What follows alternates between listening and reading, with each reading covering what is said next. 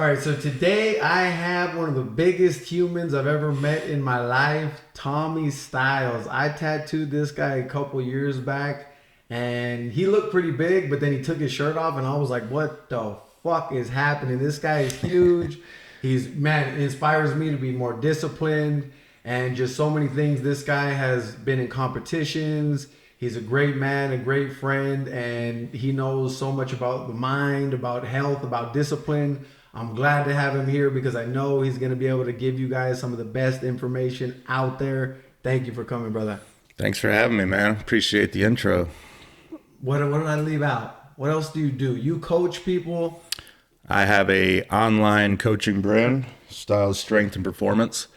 I've had that for 6 years. I'm a national level bodybuilder. I compete. I've been doing that for 10 years. I used to be a firefighter in Metro Detroit, did that for 4 to 5 years, paramedic. So I've dabbled in some things, but really my goal is it's always been to put on more muscle and get bigger. That's like a childhood thing, but you know, the human body and the mind are my fascinations and my interests. And really I'm just trying to see how far I can push my level of consciousness, how much information can I obtain and apply, how much muscle can I put on. Like, the human body is an experiment for me. So I kind of have taken that, made it into a business, and now I just like helping other people achieve their goals, whether it's putting on muscle, losing body fat, learning better habits, feeling more confident. I think obviously there's a large issue with obesity in this country. And if I can play a role in having an impact on helping reduce that, then that's part of my purpose. What about skinny people that want to put on muscle? Do you notice that there's more skinny people that get a hold of you or more fat people? I think with me, there's probably more. I don't really work with a ton of people who need to lose a lot of weight, like medical weight loss or like morbidly obese. I get people who are, could stand to lose a few pounds of body fat and also put on a few pounds of muscle at the same time. So where someone is when they start is just kind of like a starting point. And then it's really about establishing a set of habits and rituals that's going to contribute to achieving the goal, whether it's losing body fat or putting on muscle. The habits and rituals are the foundation of what I focus on with people. So what is your process, more or less? I'm sure everybody's different. But so if someone's been 45 years old, fat as shit, they obviously have really bad, lazy habits, and they don't have no discipline in their life at all, right? For healthy habits, how can someone create healthy habits in their life? What's the start? And it's gotta be so hard for them not to fall off, and I'm sure a lot do, right? Yeah, getting started is honestly harder than staying on track for the majority of people. So we start small. It's obviously context is king. Each person has their own hand that they're playing with. Some of the non-negotiables that I like to work with are movement. Steps. Get outside. Get moving. One of the more simple ones too is we can control what we eat. And obviously I think food addiction is harder than drug addiction because food is everywhere. Food 100%. Is in front of us. It's on our screens. You don't really see ads on your phone for cocaine. You have to seek out drugs to do drugs. So I have a huge, I wouldn't say soft spot. The power of addiction is a real thing. It's something that I've dealt with. I don't deal with it from a food perspective, but I'm understanding of it. And you have to eat to survive. You don't have to do drugs to survive. If anything, it's the opposite. So dealing with food addiction can be a lot harder for people. So it's really just about being honest with yourself and what are your issues. Some people have to remove everything from the house. Yeah. And that's probably more people than not. Even me, it's I don't ever want cookies, but if they're in the house day after day after day after day, that starts talking to you. You know what I mean? I got a problem with that too. And then really it's not even about identifying foods as good or bad and making things evil and creating this war in your mind. It's, what is my goal? What actions do I need to perform in order to achieve my goal? So I would say the number one thing I focus on when I take someone on is, what's your goal? Yeah. And then when they tell me their goal, I can explain to them what the expectations are going to be to meet that goal, along with a timeline that's realistic.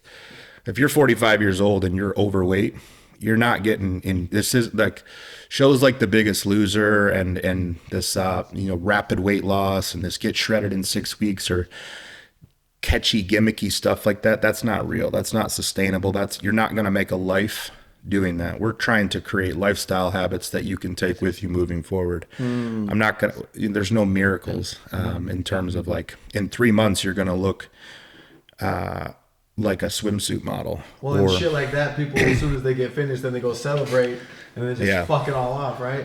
So what's the goal? You tell me the goal, short term and long term.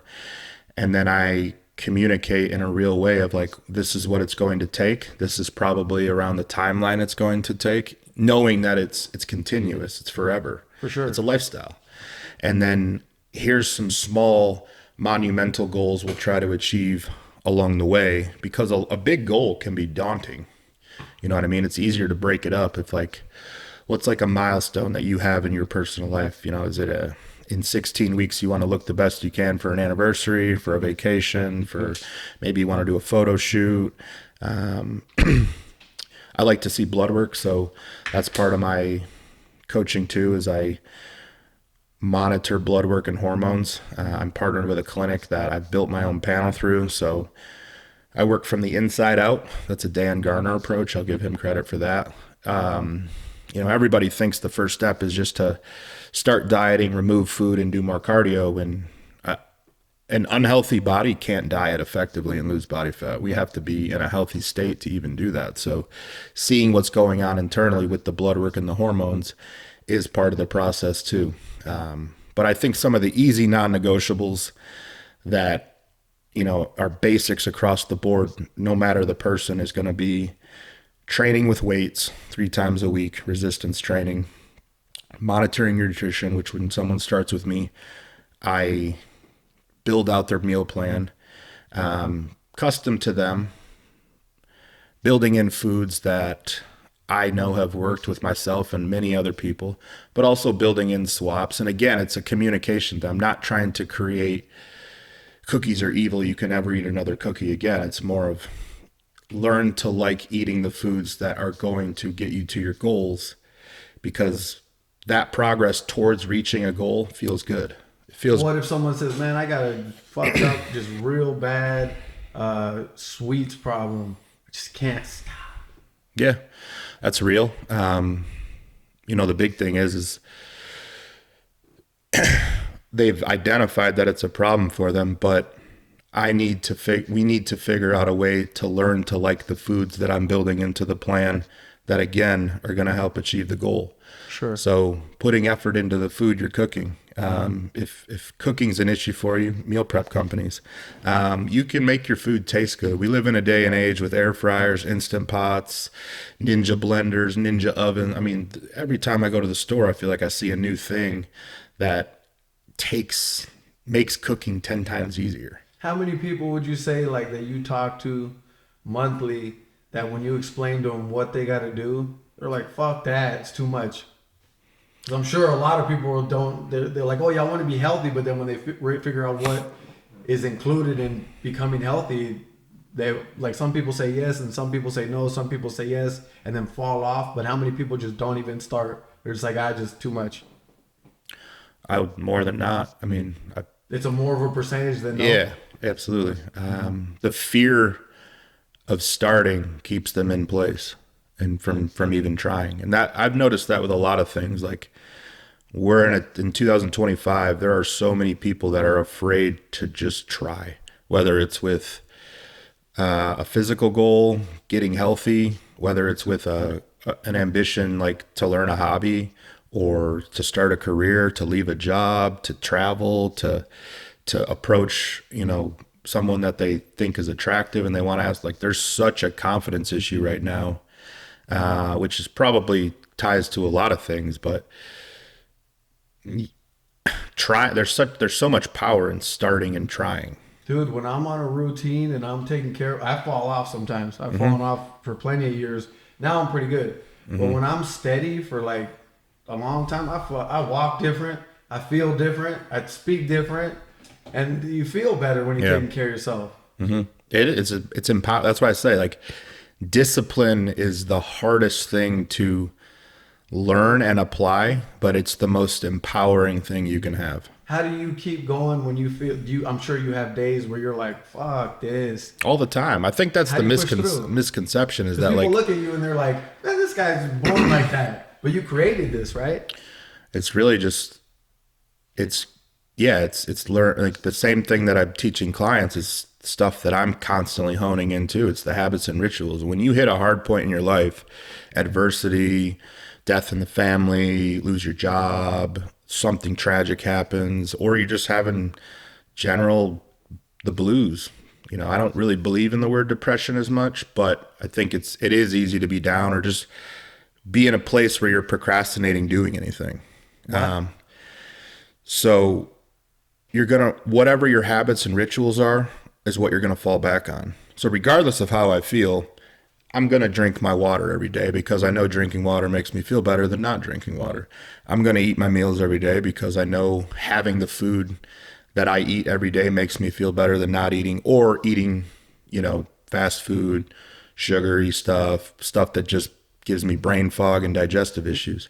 I'm going to train regardless if I want to, because I never have been mad leaving the gym that I made myself work out. Not once have I been like, that was a waste of time, I shouldn't have done that. I regret it. Yeah. I always feel better than when I went in there. Even if it wasn't the best workout, I did what I could that day. How can someone create that in themselves?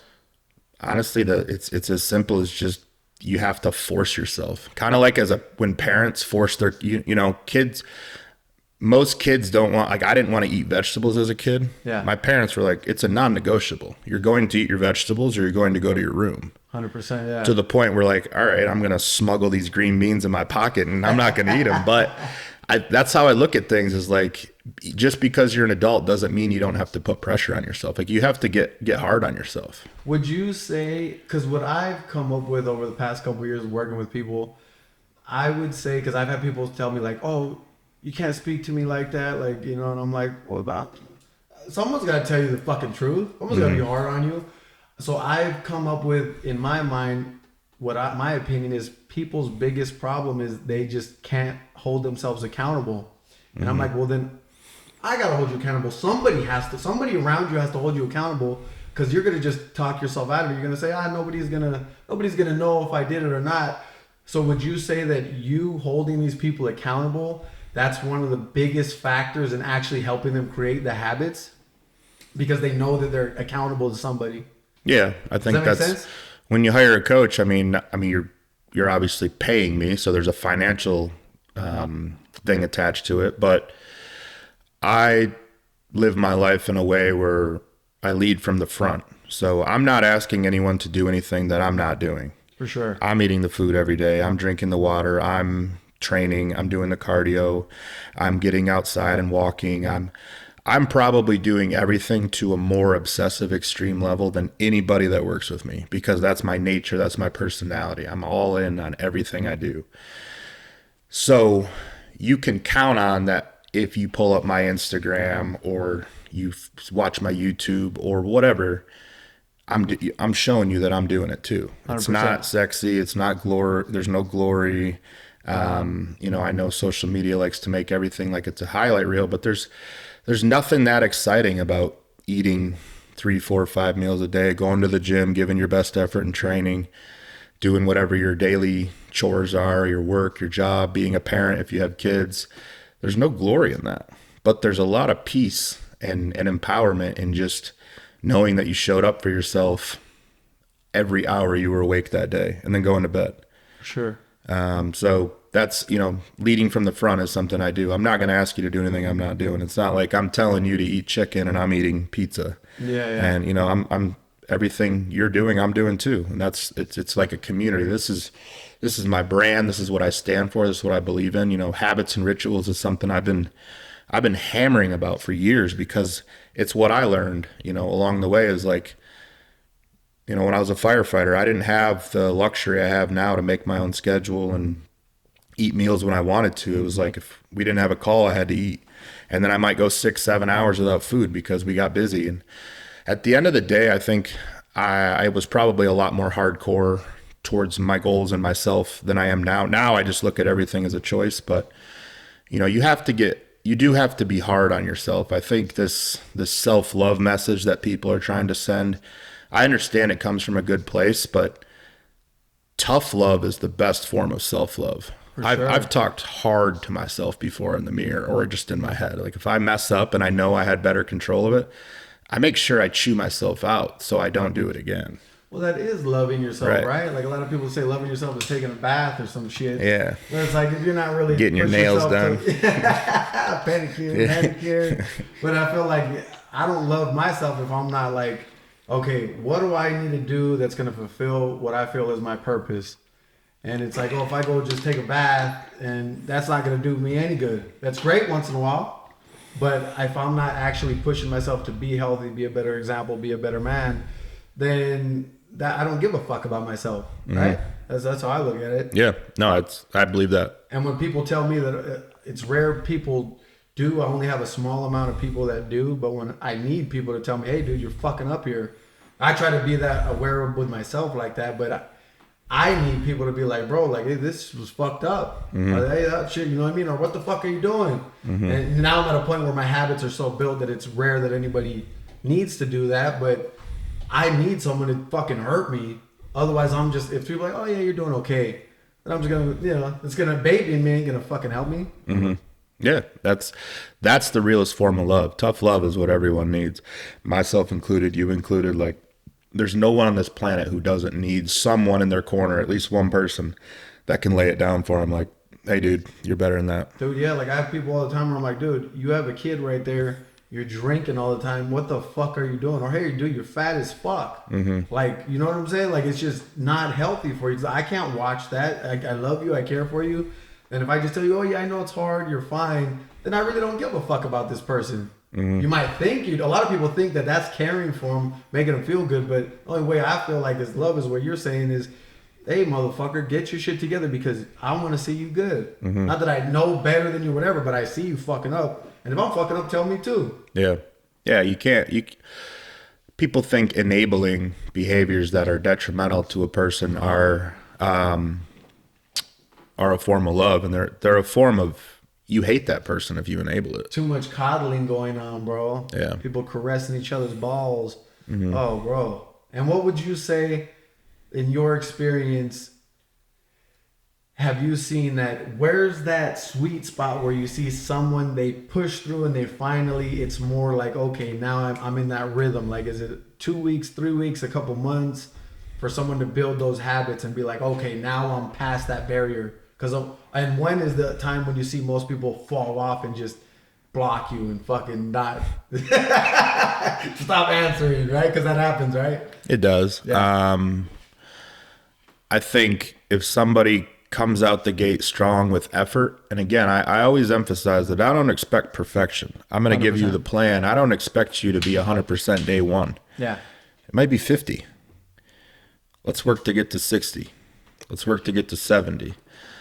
Bite size, you don't eat a steak in one bite. So bite-sized chunks, let's work at getting better. I didn't learn all this overnight. This is, I started training when I was 12. I've been bodybuilding for 11 years. This is not an overnight process. For sure.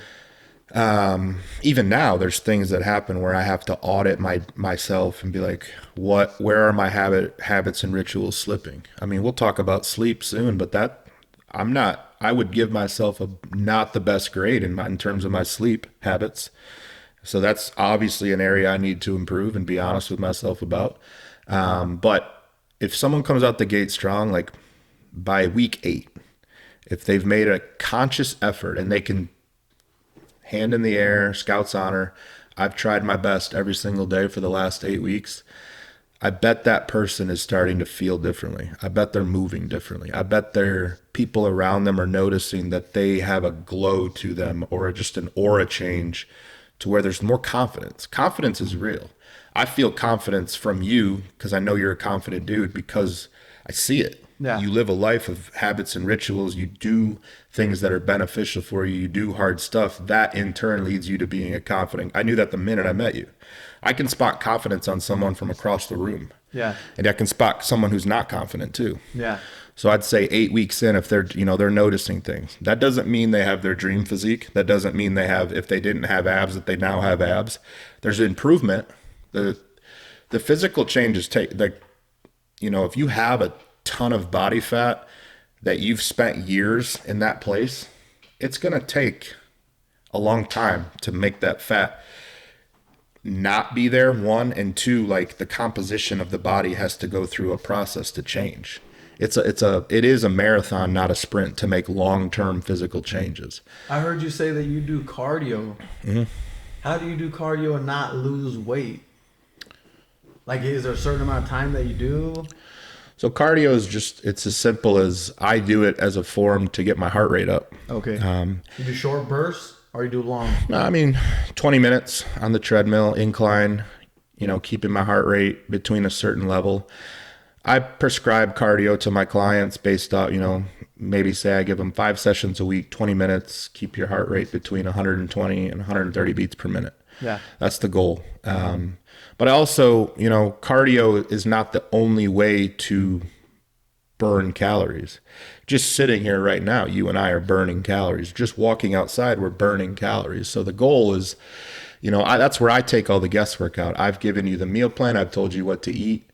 I've given you the amount of movement / cardio I want you to do. And your job is just to do everything to the best of your ability. Obviously, the more adherent you are to the plan, the better your results and the better rate of progress you're going to make.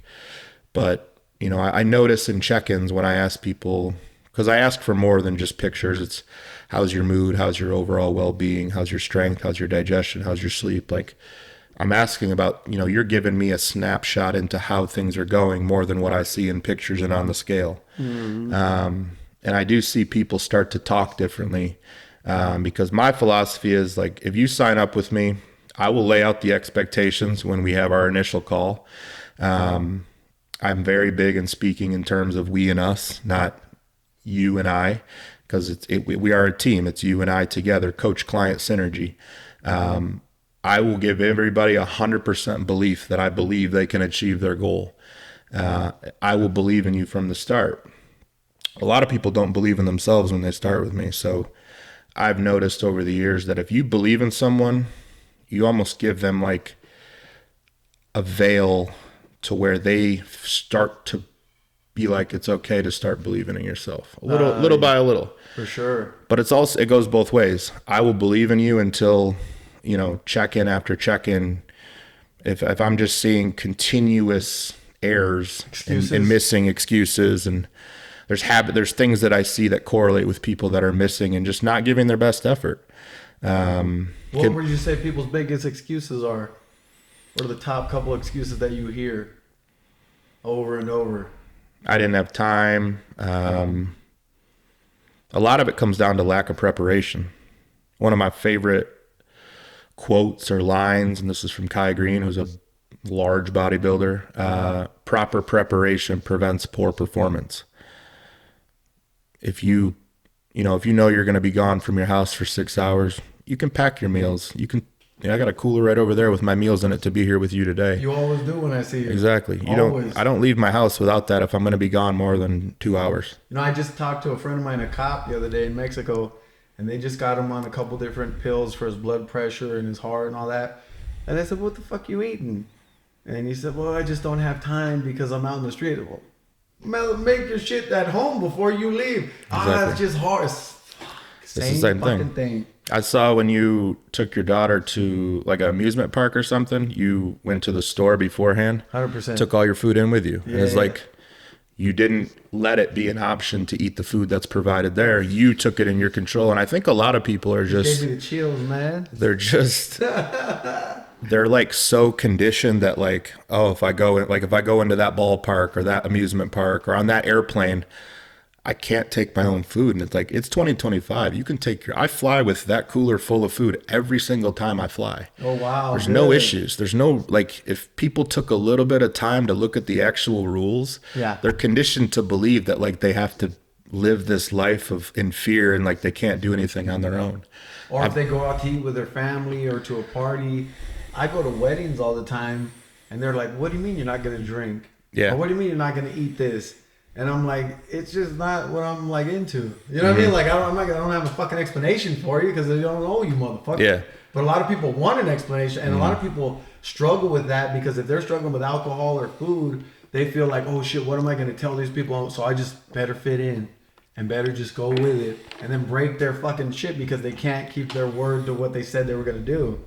Oh, like that's a big thing I face with people is like the social stigmas of drinking or food. You know, we're a very food-based culture. Usually when people meet up, it's around food and drink. Yeah. So it's like if you all of a sudden are working with a coach and the majority of your people and majority of the people in your life don't even know what a coach is, and they have, you know, the idea of you saying no is like it hits them. If you say no to the pizza, you've struck a chord with them. If you decide to pass on the beer, now you've made them look inward of like, who are you? Like you've really pulled out an insecurity for them. And I think the people that have the confidence to be like, because I did that in the beginning. It wasn't like I just came into this and it was easier for me too. It was a lot of the friends at the time that I got into bodybuilding, I drank. So my friends drank. I didn't know a ton of bodybuilders or people who, at the time, I didn't believe anybody said no to alcohol. I thought it was just a way of life. Me too, bro, for a long time. And it was challenging for me at first, not to like not drink for myself, but when people wanted me to drink, if I wasn't in a contest prep for a show, I couldn't say no. Yeah. I didn't want to let them down. And then I hit a point where I was just like, almost kind of like a fuck you mentality, like, no, fuck everyone. It's no. And I think what pushed you to that?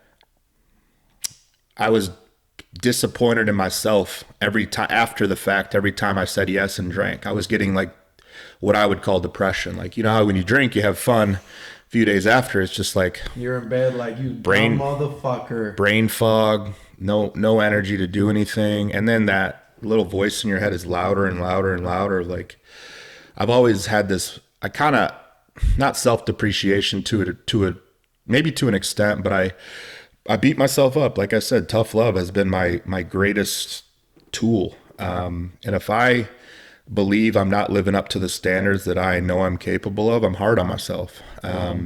So I think that's what got me to that point of like, you know, fuck you. The answer's no. And I distanced myself. And, you know, there was, at that point, there was a lot of people that I was close with and friends with that I kind of eventually had to pull away from. Not because they're bad people or they did anything wrong. For sure, yeah.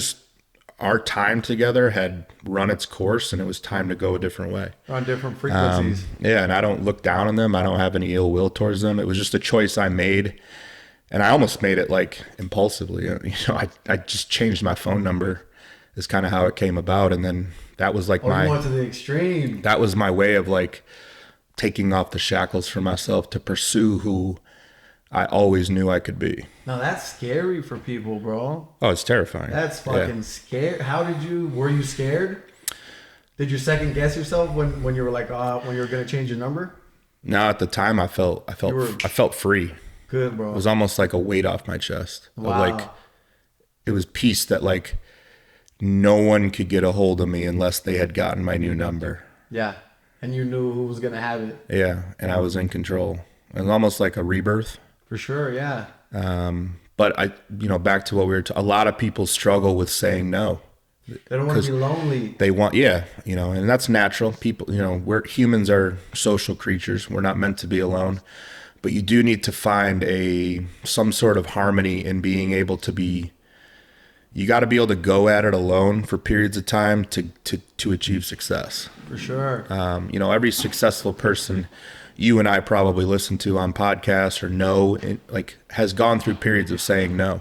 100%. You can't be a yes man and achieve success. You can't be a yes man and be a leader. Nah. You got to be willing to like, and it's again back to the empowerment. Like if you're at a group function and you just say no to alcohol, first thing everyone's going to think is, oh, you're sober, you're recovering, you had something tragic happen to you. When it could just be like, no, I'm just not drinking. 100%, bro.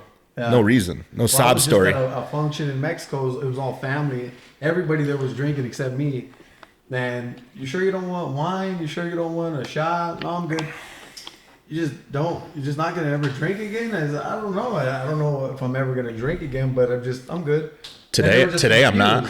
Yeah, they were just confused, and I was like, they said why, and I usually just tell people it's none of your fucking business. But yeah. These are people I care about, and I understand everybody's drinking. I said, you know what? I've thought about it over the years, and I've been drinking since I was real young, and I just don't see what benefits it's going to bring to my life for what I'm doing right now.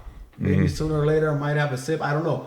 I don't think so, but maybe not. But I just don't see what it's going to bring positive to what I'm trying to do. Yeah. You know what I'm saying? And they were just like, okay. Yeah. And I'm like, it's all good. You just don't understand. Not that you're wrong, but I understand that's all that matters. And a lot of people struggle with like, what's best for me? And if I understand, that's all that matters. As long as you understand what the fuck you're doing, that's all that matters. Yeah, and it's led me to where if someone makes a decision for themselves similar to that, that I just choose to respect it. I don't pry. I don't care. I don't beat them up about it. Dude, I've never asked anybody more than once. It's your business. Yeah. I've never. No is no, and I've had that situation where I'm like, yeah, I said no already. No means no, motherfucker. You know what I'm saying? Like it turns into an issue. Why you gonna ask me again? Yeah. Like I said, it you strike a chord with people when you take charge and say no to things. Like there was some family members of mine that struggling when I got into bodybuilding and I was starting to take it more and more serious. And it's like, it's one thing to show up here with that cooler. It's on Christmas Day, I'm showing up with that cooler and it's like, I'm just eating my food. Bro, I'm here, I'm participating. I'm going to take the pictures. I'm going to open the presents, but I'm going to eat what Tommy eats because it makes me feel good. And people confused about that, huh? Almost to the point where they were like, offended, like mad, like I was disrespecting their home because I came into it with my own food, and I get it. It's probably older people think differently because of the times have changed, and a meal cooler wasn't even something someone thought about 50, 60 years ago. But it was like once I did explain it, since then there's been no issues, and I think everyone just expects now like Tommy's just going to do what he does, and they're thrown off if I do join in and eat with them, or if I were to like order a beer or something. Do you ever? Yeah. That's what back to like, food's not evil. It's our choices. Yeah. It's not that I think it's a good habit, but like McDonald's one time isn't going to destroy you. McDonald's daily as a choice, as a lifestyle, probably not going to have the best outcome. 100%. Even good, like you shouldn't eat 30 oranges a day either just because they're healthy. You know what I mean? Like it's all about choices. It's about finding a harmony, but it's also about what's my goal? What are my goals, and what habits and rituals are required to achieve those goals? You got to start small. Some people need to start way smaller than others. Me, if I work with a coach too. It's not like I coach myself. And when I get the plan, I flip the switch like that. There's no grace period. I don't need that. I'm all in, like I said. So, but I can't expect everyone to operate like me. When I can say no like that, I can choose to, like, when I'm in a contest prep, there's no social life. Every event that I'm invited to is a no. It's just not beneficial to me. I need to lock down on every minute of my day. And that's part of my obsession with like time management and owning my decisions. How can I be the best version of myself every hour of the day, compounded forward? Like I said, that's a really extreme way to live life. Not everyone can do that or wants to do that, and I respect that. My goal is to help you achieve your goal in a way that's sustainable for you. But a lot of the same principles apply when it comes to discipline and applying discipline. Is, some like I had to cut people out that weren't beneficial to me. I've had that conversation with clients. If they get enough time with me and I'm noticing a pattern of like they're having trouble saying no, and it's like, well, maybe you have to remove the thing that keeps making you have to say yes or no. 100%. Whether it's a person, whether it's a job, whether it's whatever the case is. If you don't want to drink but you're a bartender, it's tough, right? So maybe it's time to change.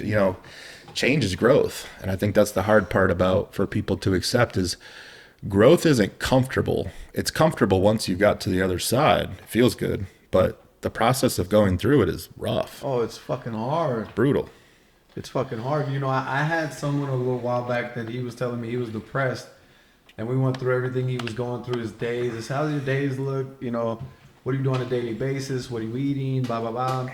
And he was drinking every day. That's what, you're not going to feel good if you're drinking every day. So we got to the point where he realized, I said, why don't you stop drinking for a couple of days, see how they feel? Why don't you give it a try? And he said, bro, I stopped drinking for 2 or 3 days, and all my friends were like confused. They were like, well, then what are we going to do? And he was like, I realized I can't socialize with them unless we're drinking. I'm like, that's a fucking problem, bro. Right. That means that they can't be around you unless you're drunk. Mm-hmm. Like, I like to be around people that I like them how they are. Yeah. I don't want you to have to be fucked up for me to like you. That means I don't like you how the fuck you are. Mm-hmm. Naturally. Yeah. Yeah, no, that's interesting. Because I think that was probably me too. Like, I think, when I was younger, I drank a lot and partied and lived that life. And I think it was almost like I just did it because I wasn't ready to be who I am now. So sure. I defaulted to that because everyone did like me that way. Yeah. But I realized, along the way that it's like, those people, if you're like that guy that goes hard and drinks a lot and parties and is fun, those people aren't having fun with you. They're having fun because of what an ass you're making of yourself and the destruction that you're doing to yourself. And they're watching you do that to your life. Yeah. And then, you're almost like a jester or like a clown. 100%. Dance, clown, dance. Oh. And it was like, once I came to terms with that, and it took a lot of time by myself. I moved away from where I was from. I was a new firefighter. I lived alone. What made you quit being a firefighter? It came down to I was not going to be able to pursue being the best bodybuilder I could and be a firefighter for the department I was on. And a captain actually told me that. He's like, if you put half the effort you put into bodybuilding into being a good firefighter, you'd be great. And in that moment, I was like, I don't actually care about I'm just here for a paycheck. Yeah. So same thing, like how I said, when I changed my phone number, I felt a relief. When I quit that job, I felt like a weighted vest got taken off, and I was like, I'm free. I have no idea how I'm going to make money, but I'm free. And that started my, the next week I was training people in the gym, and this wasn't a thing yet, but it was like, it was a seed that was now planted of like, I'm going to figure out a way to make my own money and make my own way and pursue bodybuilding.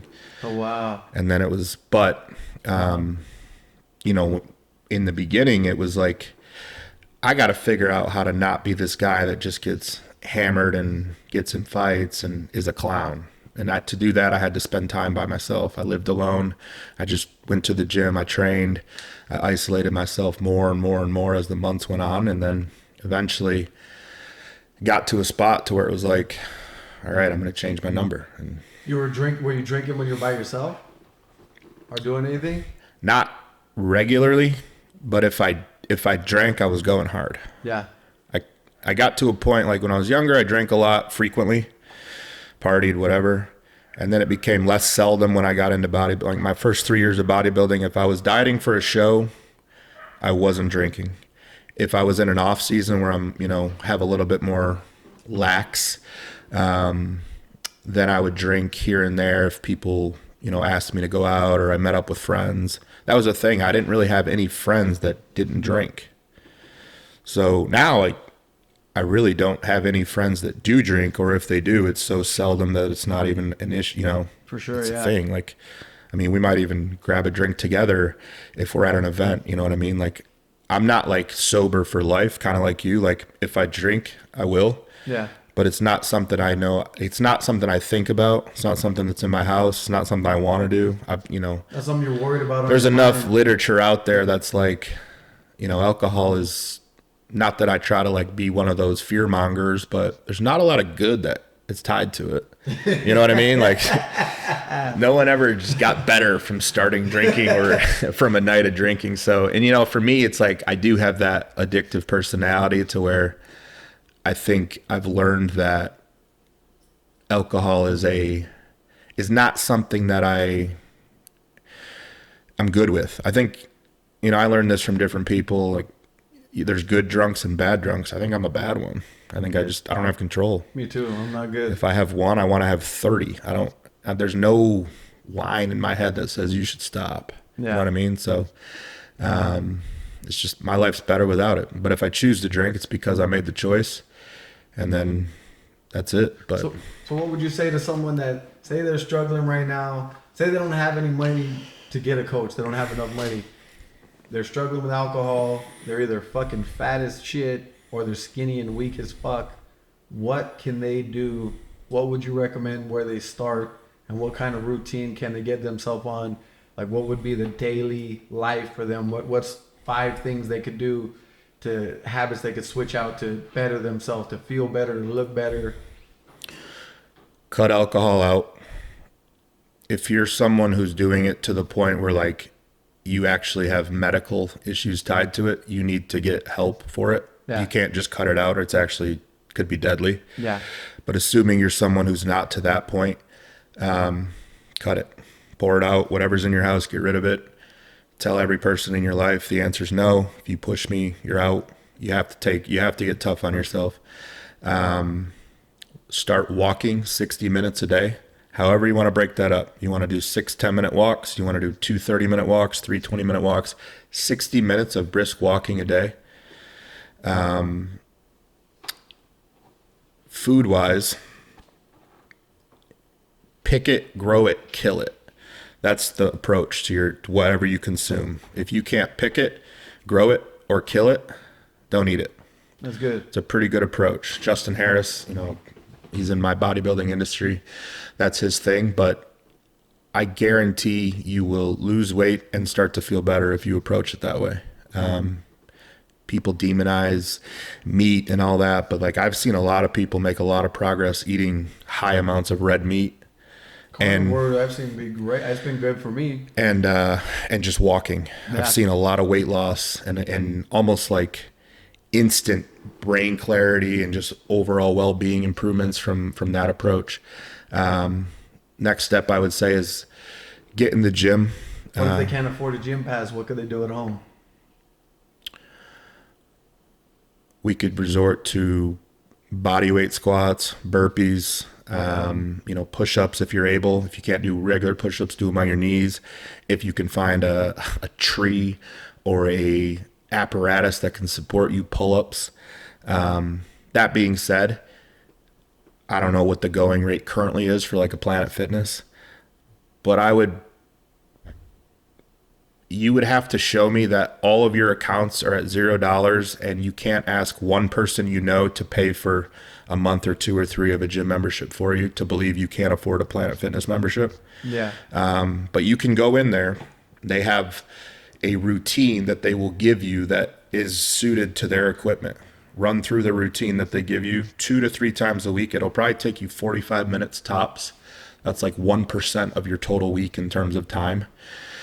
You don't have to be good. You don't have to be strong. You just have to do it. For sure. You will make You're starting at 0.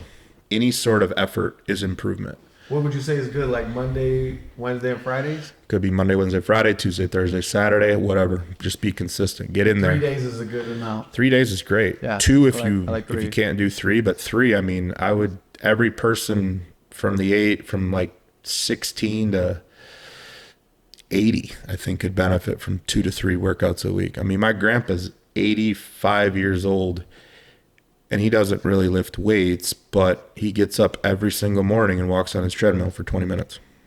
Just a habit. What's the craziest thing you've done to gain weight? Like, what's the most you've ever ate? What have you do, like raw eggs in a fucking blender?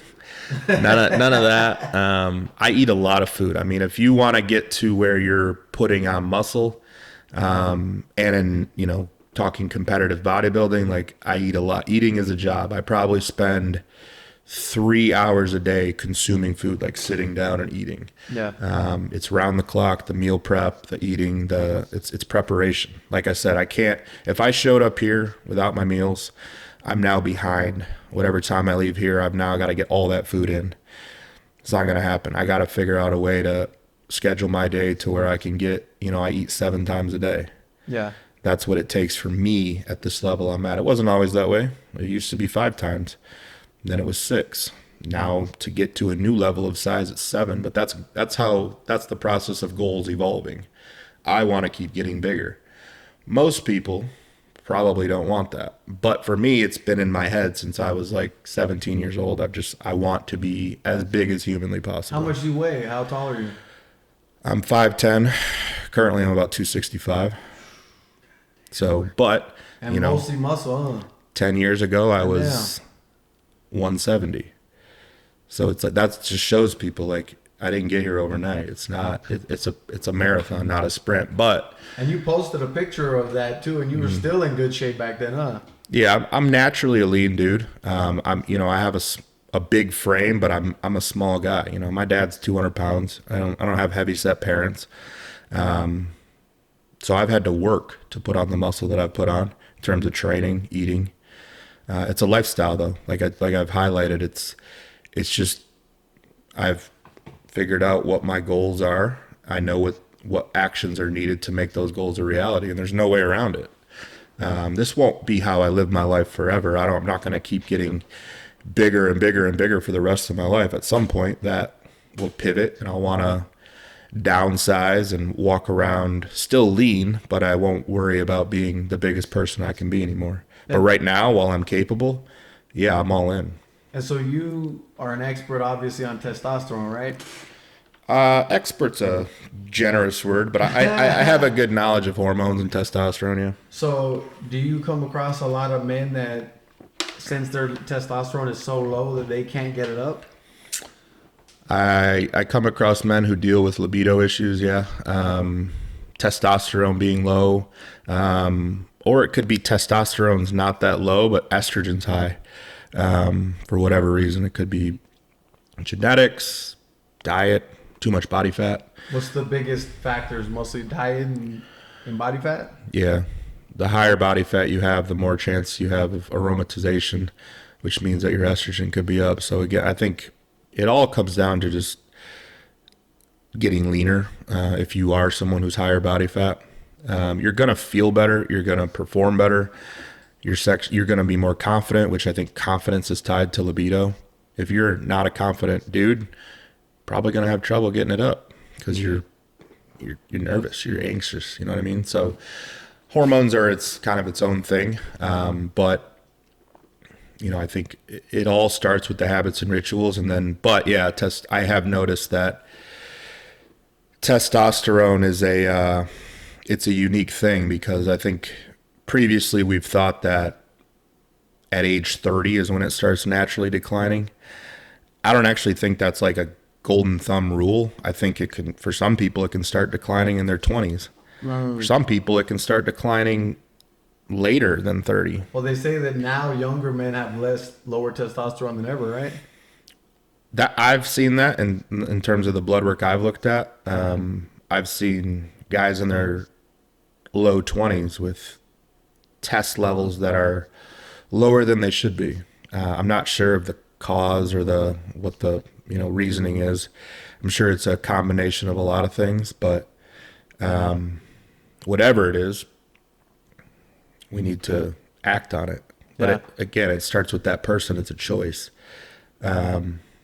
Obviously, supplementing with testosterone is an option. TRT, testosterone replacement therapy.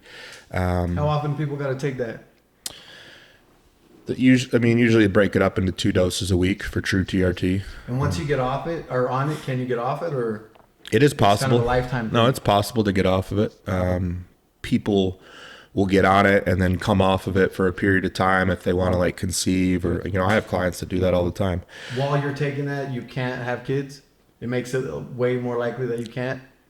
I wouldn't even say that. I would say if you are struggling with conception, and it's not the female's fault, or not fault, issue, it can help to come off TRT and encourage your own natural production.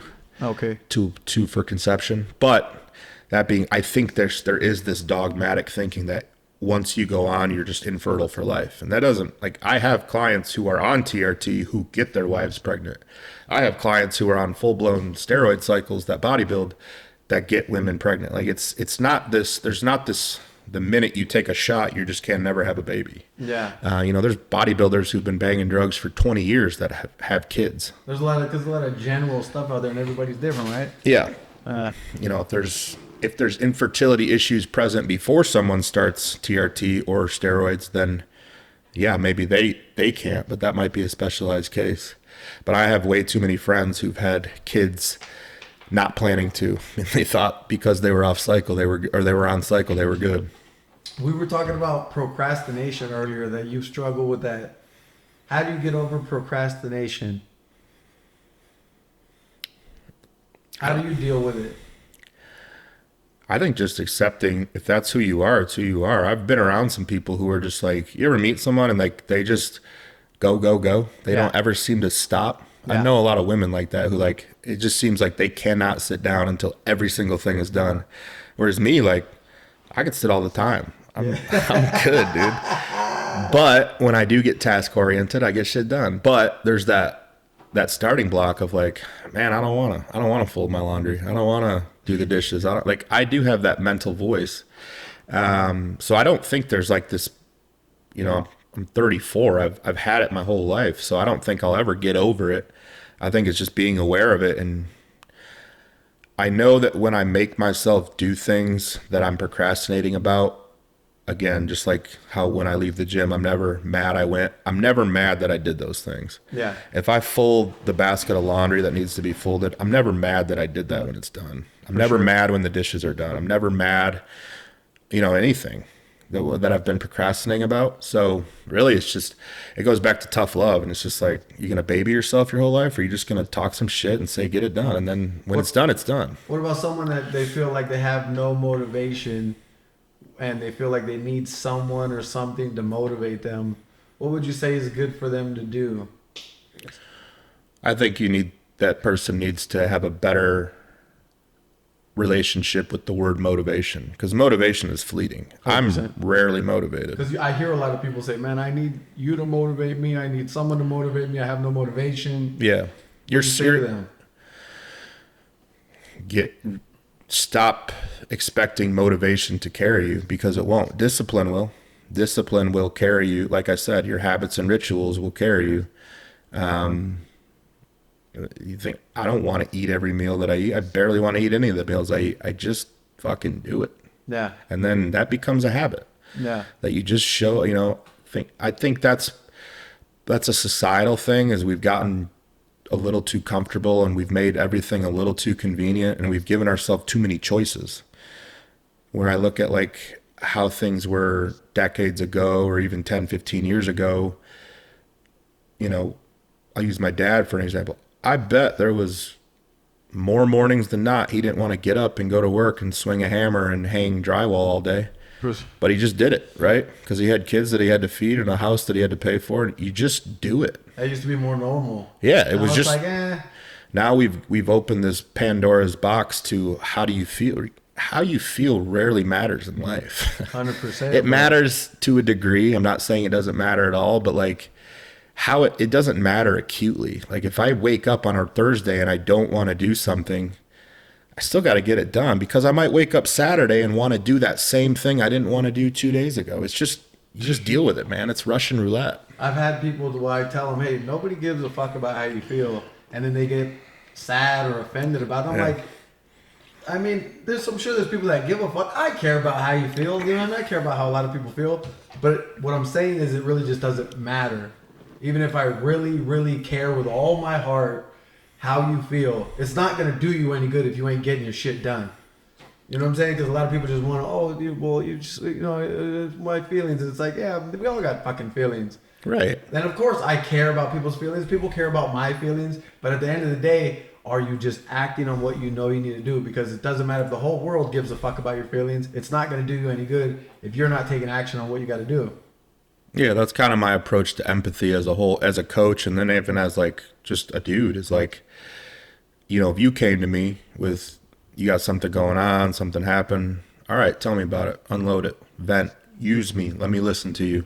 For sure. After that, now my brain switches to, all right, we've identified the problem. What's our solution? How are we working through this? I love But that. if it stays, no, I just want to keep complaining about how I feel. Like next day about the same shit. You've lost me at that point. Keep them away. Because now you're drowning me in your shit. Now I'm stupid if I sit here and listen over and over and over. And we've all had those people that have they have that aura that's like they always want to be negative or complain. I've been that person, bro. I think I have too. Years ago, for I'd catch myself for like a year about the same thing, and then now I'm like, I smack myself if I do that more than one time. Like, if we're not looking for a solution, like I'll listen, but if we're not looking for a solution, just like you said, and you want to talk about it again, then just shut the fuck up. Yeah. Go tell your mom. I don't know. But I don't want to hear it if we're not looking for a solution. No, there's a small window where it's like, okay, you're allowed to feel and be sad and be weak and you have to go through that in order to develop a plan of how do we grow from this now? For sure. What's the next step? What would you say? Suicide is a huge thing, bro. Huge. I've had suicidal thoughts for plenty of times in my life. If there was someone right now that was contemplating giving up, going on to the next life, just giving up on themselves, what would you say to someone like that?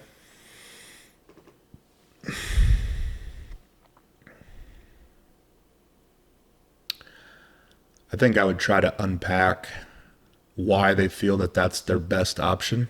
Yeah. I know people that have taken their own life, and, to be vulnerable or transparent, I've thought about it. Not because I think I was actually going to go through with it. I have a belief that I think every man thinks about it at some point. It doesn't mean you act on it. I think there are men that try, there are men that succeed. But I think, I shouldn't say it's normal, but it's kind of like a rite of passage to be a man and to have the thoughts of like, what would it be like to not be here next week? Yeah. I think gratitude is a huge fuel source. What can you find in your life that you're grateful for? Is it somebody else, kid, something?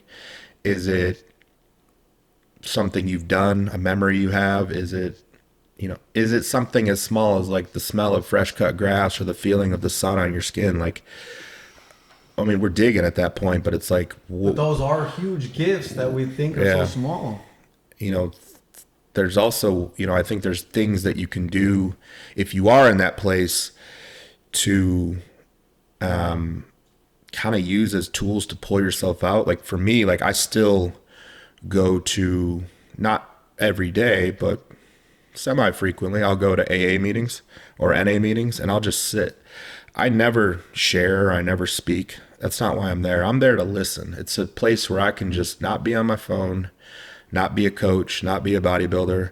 I'm just a human with a bunch of other humans. And it's, if you've been to a meeting, it's one of the most vulnerable outings because it's like, it's real people. I mean, you'll go there and you'll see like somebody in a postal worker who's going to deliver mail after the meeting.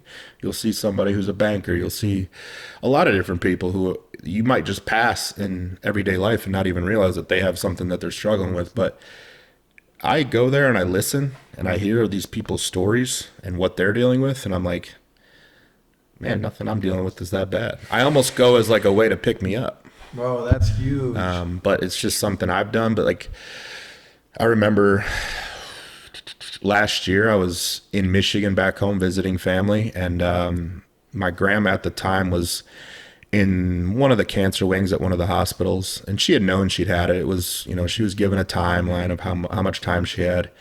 And just to be on that hospital floor, walking through it, looking in rooms as I was walking, everyone there is like, they've been told how much time they have left. Like, it's not a matter of like, you're going to die one day. It's like 8 weeks, 8 months, like 8 days. Prepare. Yeah, it's soon. Hospice.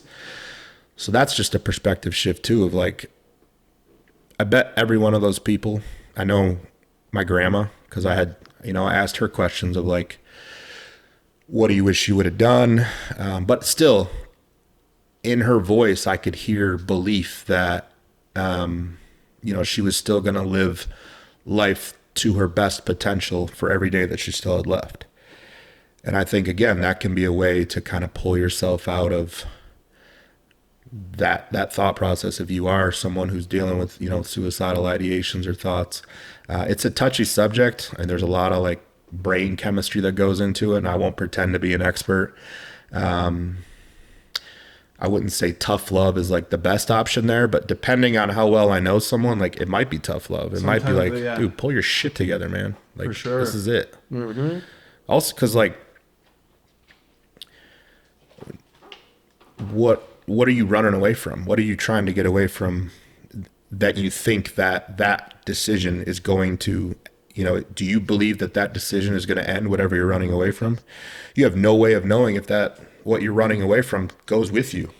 Well, see, like what you just said too about other people's problems, I feel like a lot of people, what they do is they'll focus on comparing themselves to people that they see better than them and think their shit's so bad, but they don't take time to look at the fucking billions of other people that are 1,000 times worse and be like, compare their problems with them. You see what I'm saying? Yeah. Like, oh, this guy's got no fucking legs. Mm-hmm. Or this person lost their whole family. Mm-hmm. And I'm over here being a bitch, gonna kill myself because my girl left me. Mm-hmm. You know what I'm saying? Like, it's like, what the fuck? That actually could be a way to like start to condition your brain towards everything we've been talking about. Like, I don't complain about ever having to do cardio, even to myself internally, because one time I had a client who had a really bad ankle fracture and he was off his feet for weeks, and he checked in he just told me, he's like, man, I would give anything just to be able to walk right now without a limp. And I was like, shit, dude, I'm never complaining about the cardio I get to do. You almost felt like complaining. Oh, you fuck that. you change that mindset to like, I don't have to do cardio. I get to do cardio. 100%. I don't have to eat this food. I get to eat this food. I don't have to go train. I get to go train. Because again, you're going to think that way if you go through something, say you get in a car wreck, now you can't go to the gym at all. 6 months. I bet you're dying to go to the gym. You're thinking of all those times that you didn't want to go to the gym and you skipped out, and you're like, I wish I'd have went to the gym. So just that little trick, kind of what we're talking about, is a way to like start to condition yourself to stop looking at everything as like, I have to do this, I have to do this, I have to do this. Like, the one guarantee we have is like, we're all dying 100%. One day or another. You get to decide what you do with your time till then.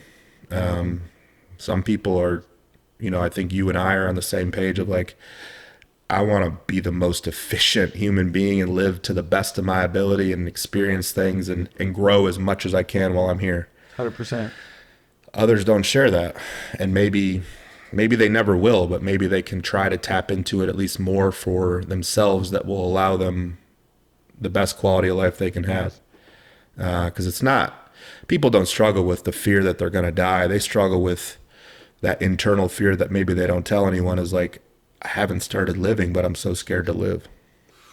But you got to do hard shit. 100%.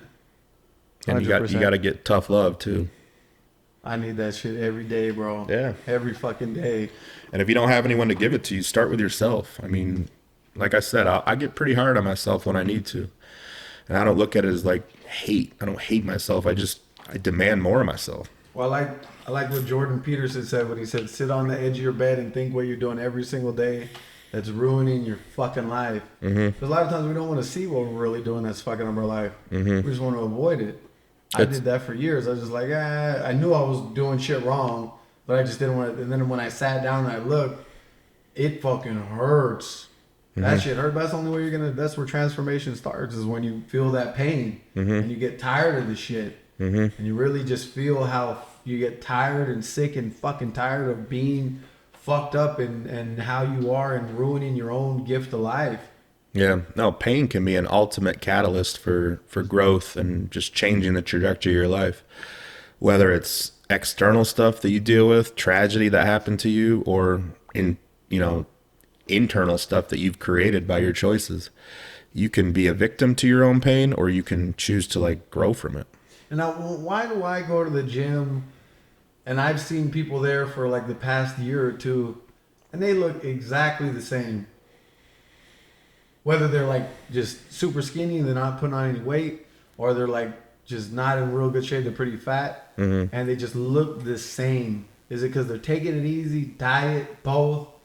Like, it's all of it. It's my favorite thing to say is the mind leads the body. They aren't clear on what their goal is. And maybe their goal is just to go to the gym a few times a week, every week, to stay active and just, I at least support that. For sure. I'm goal driven to the point of like, I need something that I'm working towards physically. So even, whenever I decide to retire from competitive bodybuilding, I will still keep pursuing physical goals. Well, see, I didn't realize that. You were talking about that earlier about how much you eat. Like, I used to get a bag of cranberries from Trader Joe's, and I'd be like, it's cranberries, and I'd eat the whole bag. And then when I realized, like, I got down to like 159, dude. I was like super skinny, but just ripped. But I didn't realize, like, I can't eat this whole fucking bag if I'm gonna do this. It's impossible. Yeah. If I eat all these carbs, this is a lot of carbs in this fucking bag. It's gonna ruin my numbers. Yeah. Yeah. I mean, that's where it's like, it just depends on where you're at. Like, if you're someone who's eating processed garbage and fast food and trash, transitioning to switching to eating a whole bag of cranberries is a better choice for you.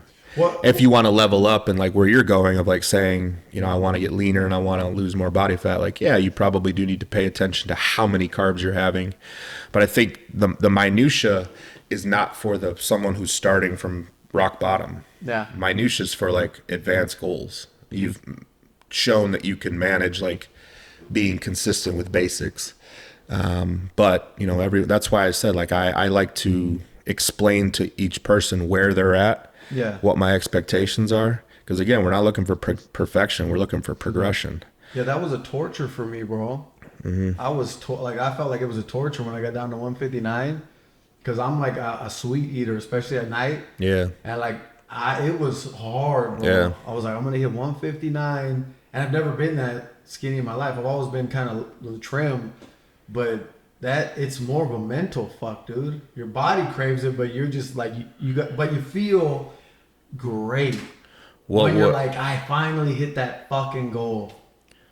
So what, at night when you're like, I want sweets, I want this, I want that, what was going through your head when it's like, because at the end of the day, there's no camera on you. Maybe no one's around to see you. What stops you from going and having all those Is it choice? Well, I used to kind of sleepwalk.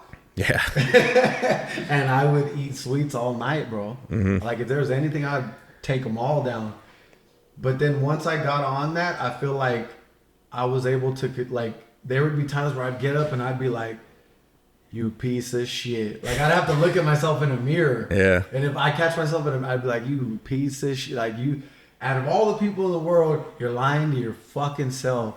You low life piece of shit. You know what I'm saying? Like, it's what we like that's self-love, right? Like, you gave yourself a hard talking to and you stayed the course. Like, that's like lay in bed for like a half an hour, like, but it's fucking hard. But you just respect yourself so much more, bro. Like, that, like, you could eat shit all day, and I bet you suffer all the time not to eat some shit. But you must walk around feeling like confident as shit. Because but not just of course, because of how you look, but not just because of that, but because of how well you've disciplined your mind. Like, you have no choice but to respect yourself as a man. Yeah. Because you say no to so many things, and you say yes to the things that you know that you want to do. A lot of people can't do that. Right. I do. My discipline makes me feel good, which is why I stick to it. I would say the physical, like, it's funny, when I was younger and small, I just wanted to get huge because I wanted to be bigger. But as I've gotten bigger, it's just what you see physically is just a byproduct of my mind. For sure. Everything I do is to callous my mind. So I think as I get older, I'm able to remove the ego of being big. Obviously I'm logical, so I realize, like, probably most places I walk into or most gyms I'm in, I'm one of the biggest people, if not the biggest person. Just, from a muscularity, it's not like I'm 265 fat. I'm pretty lean too. So I'm a large human in any situation. But I don't do it this is the interesting thing about me is, like, the bigger I get, the more attention I get, or the more, people want to ask questions if I'm in public. And I don't do it for that. I'm always happy to answer questions and help people and, like, be a resource, but I don't like attention for my size. It's unique because when I was smaller, you couldn't catch me not wearing a tank top. I'd go to the bar in a tank top. I was that guy. As a big dude, I'm like, dude, I want to be invisible sometimes. So it's an interesting mind transition, or just a soul transition of, like, most people be walking on with a shirt off. Yeah. I do all this for the mind. I do it because I also just love the process of all these habits that I do daily. They complete me.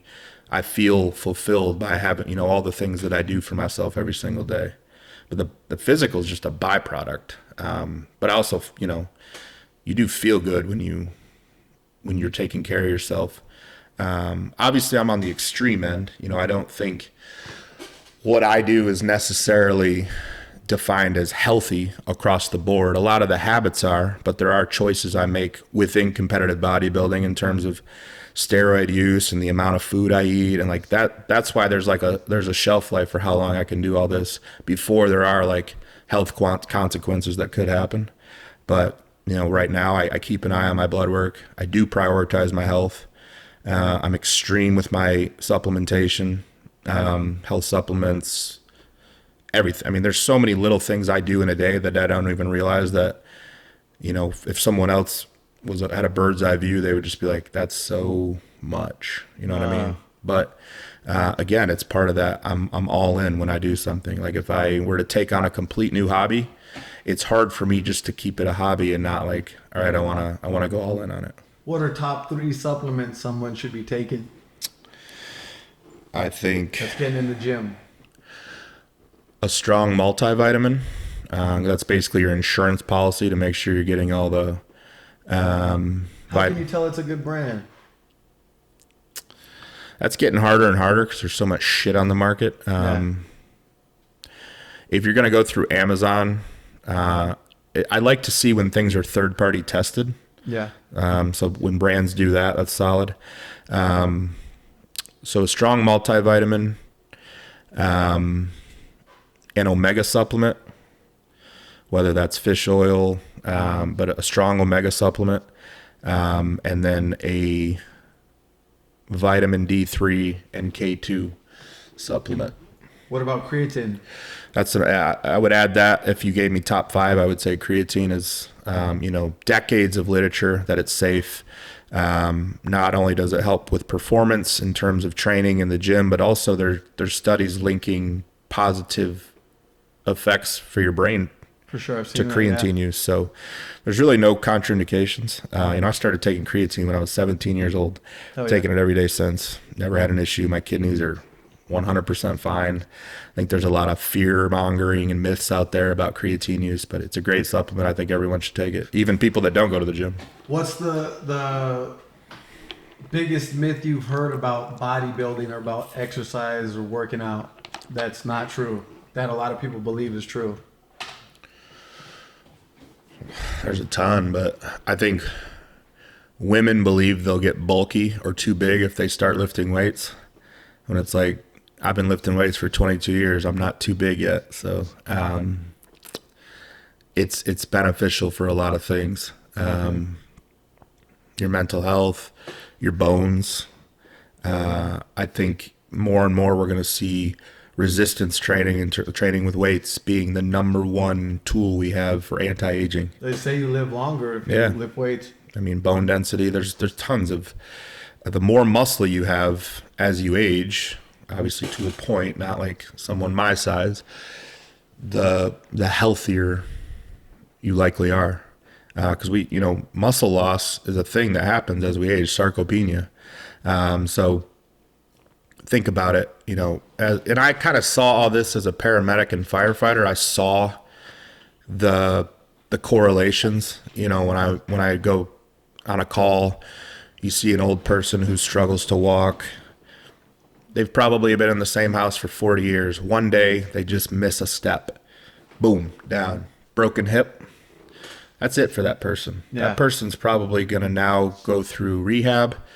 They're going to probably get an infection after the surgery.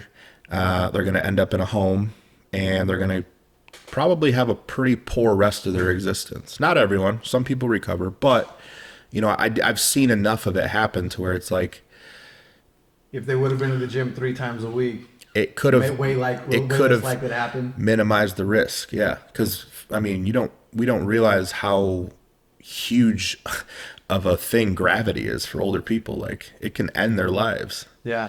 I've seen it worse to where it's like one fall, hit their head, brain bleed, dead.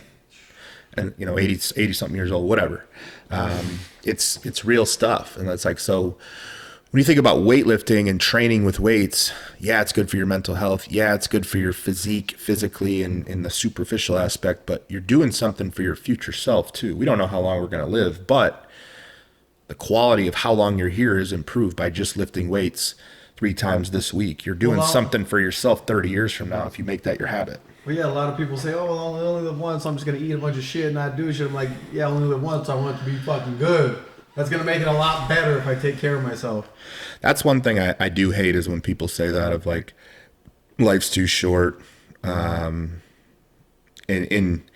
In relation to like eating a bunch of trash food, and it's like, life is too short. Oh yeah, and you're making it way shorter. Like, you're not talking about something that you're doing once a year. You do this every week. And next thing you know, they got diabetes, and life is really gonna be real fucking short now. Or when someone says, I couldn't eat like that because I'm a foodie. It's like, why are you? Food is food. I eat food. Why are you a foodie for just trash? Why are you not like chicken and blueberries and rice and pineapple and bananas? And why are you not a foodie for those foods? But 100% a 2-pound cookie or a whole pizza with stuffed crust and chicken on the pizza. Like, we've just gotten, like, our innovative capabilities as humans is crazy. Like, the food things we've designed now are nuts. Do you eat organs? Animal organs, like liver, hearts? I'm not that hardcore. I commend people that do that. I think I've had liver once, but I don't do it as a regular practice. Okay. I hear nothing but good things, and I've seen benefits. It's just not something I have taken on. What's one actionable thing that someone can do today that'll make their life better, make their health better, their mental health better, any of that? It's one thing someone can do. Write down 3 things you're grateful for when you wake up or go to bed. Oh yeah. I think the gratitude is fuel. You can change your mental state acutely by just 15 minutes focusing on gratitude. People don't. They don't. They think it's foo-foo, or they think it's cheesy or corny or spiritual, or like, gratitude's a real thing, man. I believe highly in that, bro. Just being on that cancer floor when I visited my grandma, it was like, there was gratitude pouring out of my veins because I saw the future. I was like, there it is. There's no guarantee that I won't get diagnosed with cancer someday. Shit, in a month. You never know. My grandma didn't know. I was at that party the other day, a 36-year-old. They got a call that she got diagnosed with cancer, and they said, you're done in about 2 or 3 months. Out of nowhere. That's heavy. Like people like that all the time, bro. I had a client, 18 years old, healthy, had cancer in one of his balls, and they said, "You got 10 days to live." Dead. Mm-hmm. People don't know, bro. And that's where I try to channel into that way of thinking every day, because it does keep me, that's what disciplines me, is like, who knows if that call is coming for me. I think about it all the time, like every day, all day, like you're fucking dead. Mm-hmm. And then I see someone like with no legs or something, I'm like, don't ever complain. And you'll see, like, it's different when you see, like, when I see someone like that, if I see him like kicking ass. I see a guy at one of my gyms that is on, I imagine he has some sort of spinal disease. I don't know for sure. I don't want to misquote, but he's on crutches full time. And like they're attached to his arms, and he can't walk under his own weight. But he's still in the gym a couple times a week training with weights. I love that. And then there's some lazy fat ass that can't get their ass in the gym. Wiping Cheetos. This guy can't drive himself. He has to get a ride to the gym. This guy will never have the life you and I will have because he doesn't have access to his whole body. For sure. But he's still trying to make his situation better. Whatever hand you have, you can still sit at the poker table and play. 100%. Might not be the best hand, but still a chance to do better than you're doing. 100%. So when I see those people like who have real actual reasons they can't, but real reasons that could be the reason, like, I can't do it, and they're doing it. Yeah. I'm like, dude, my life's Gucci, man. I got nothing to complain about. I have an awesome life. I love those people, bro. Yeah. No, they're more inspiring than anybody on the planet to me, is when I see someone like that that's just like, they refuse to let whatever they're dealing with be a reason that they just stay down. 100%. That's why I love when I see them on social media. I'm like, they're taking advantage of their social media, the platform, to inspire other people. Yeah. I love that, man. You'll see somebody missing a limb and they train harder than people with all limbs. You know what I mean? It's like, I would not want to be the person that's getting out trained by the person who actually is like an amputee or something. You know what I mean? Like, I would feel awful about myself. Like, mostly from a mental standpoint, not even a physical, of like, that person has defied limitations. Yeah, they would give nothing. They'd give everything to have what you have, and you're just over here taking it for granted like a lazy piece of shit. Mm-hmm. So I think that's, gratitude it's more powerful than an energy drink, caffeine, pre-workout, any of that stuff. Do you take coffee, energy? I'll drink black coffee. Pre-workout? I do a pre-workout, usually non-stim. I do like pre-workouts. The company I'm sponsored by, Mutant, they have a non-stim pre-workout that's very, very good. I realized that as I've gotten older, stimulants affect me more. So I don't use as much as I used to. When I was younger, I could bang coffee and energy drinks and all that stuff. And they affect you the next day or the same day? Kind of same day. Just like, I don't need it. Everything we're talking about is fuel for me. So it's like, I don't need to get myself going. I do like coffee just from like a bit of a habitual thing, but also like, I like cold brew. Yeah. It's, something different than water, and it's, helps me stay regular. So I like, caffeine for that aspect. If I work, I'll drink some cold brew, but, I don't depend on it. Okay. But it is, again, research shows that caffeine has positive benefits. It's not evil. Yeah. The devil's in the dose. And also, like, caffeine at 6 a.m. in the morning is different than, you shouldn't be having caffeine at 6 p.m. if you're trying to go to bed at 9, 10. So, the choices that we make. But coffee is what I stick to. I don't do energy drinks anymore. Every now and then, if like I want like a treat, maybe I'll try one, like an old school Monster, but it's just not my thing. What's the best piece of advice you've ever received? It's from my dad, actually. Don't live your life for cheap thrills. Oh, like that. Drinking, drugs, women, all the stuff that you can have instant gratification. And that will ruin your whole life? Real quick, yeah. So that was saying that to me in my 20s. back when I was like drinking pretty hard, but that's always stuck with me of like, if you can get it fast, it's probably not something that benefits you. You know what I mean? Every time, the majority of the time. Yeah. Yeah. Delayed gratification is always going to pay much better than, you know, that thrill of going to the bar on a Friday or whatever high you're getting from whatever drug you're doing. That girl that caught your eye, like, just walk the other way, man. It ain't worth it. It ain't worth it. What's the worst piece of advice you've ever had?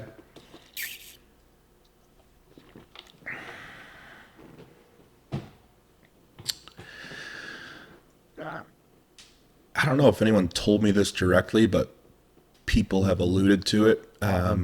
You're fine just the way you are. Yeah.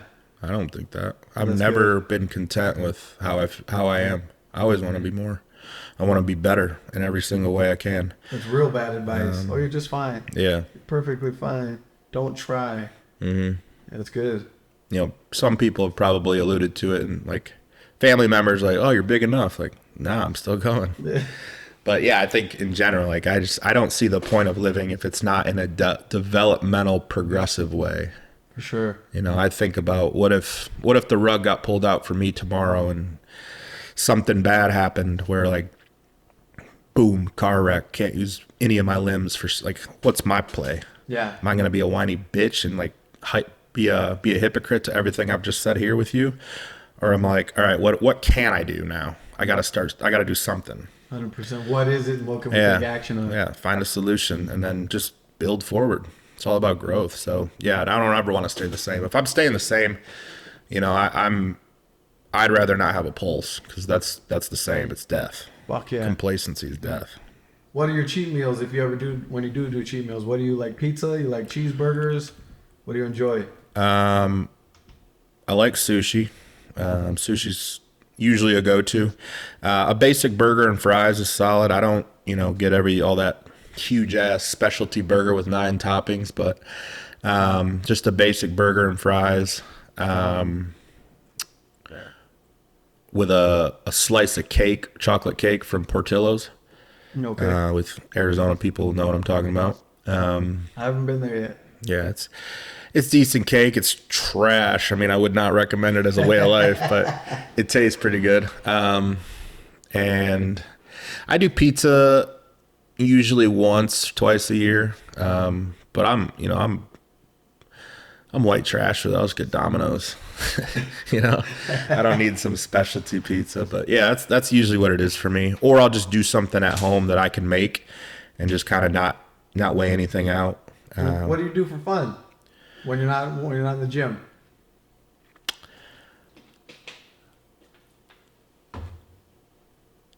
My purpose, I believe, is to do everything I'm doing right now. So my life to me is fun. Cool. Good.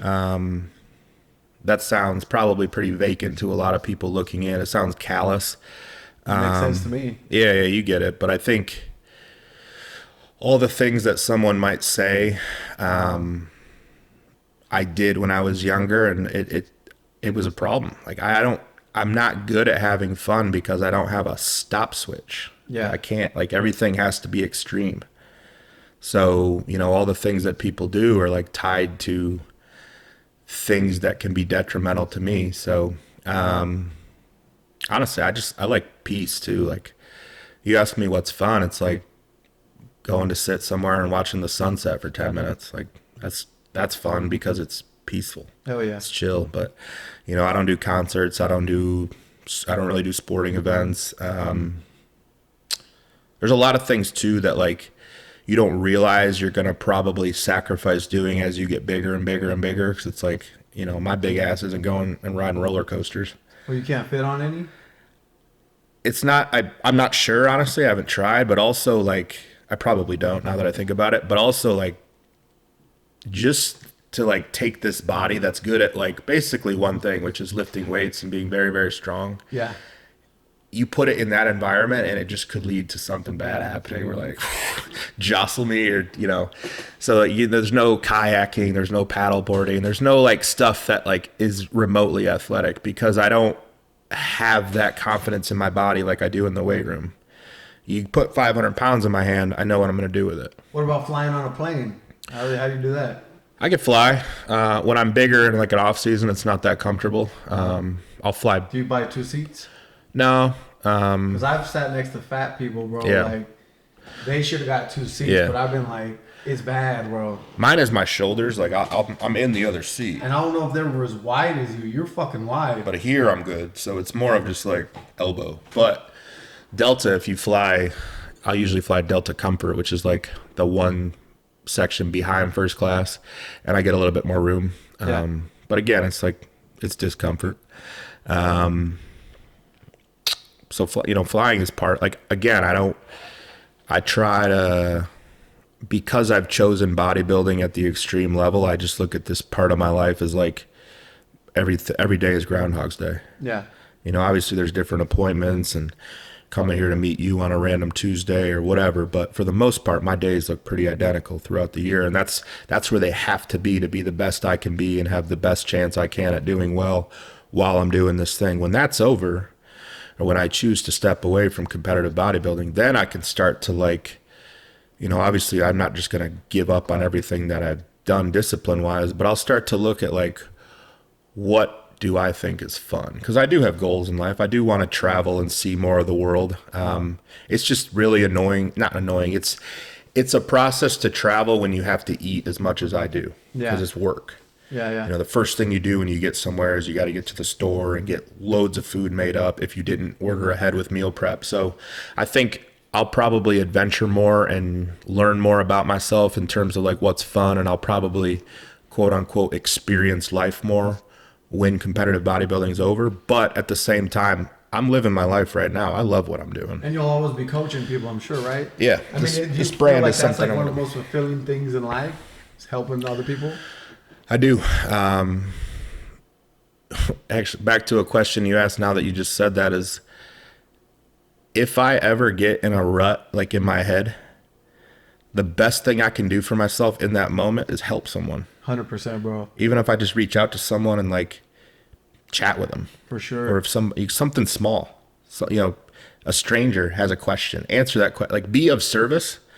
Dude, I'm good. You're not you know what I worried mean? about your shit, yeah. If I help someone, I potentially just saved myself from like going down an impulsive rabbit hole and doing something stupid because I was an act of service to someone. When you get conscious, I feel like I'm conscious of that now. It took me years to understand that. Like now, if I'm like doing a coaching call with people or something, like before, if I'm like, fuck, I got all these problems, and I'm like, well, I got a fucking 11 o'clock, and as soon as I jump on, I'm not thinking about myself. It's like I just forget about all my shit. The best thing you can do is help someone else out, help another fucking human. Yeah, that's real shit too. Like that never fails, man. I've never been mad. I helped someone else out when they needed it because it probably, it's a selfish thing. It helped me more than it helped them in that moment. Yeah. So it's not selfish, but it is selfish because right. like when you understand that, you're like, I'm gonna be nice to them and I'm gonna help them out, and I already understand it's gonna fucking be great for my soul. Mm-hmm. Yeah, that's powerful. So if you were stuck on an island, you could take 3 things with you. What would you take? Killing it with these.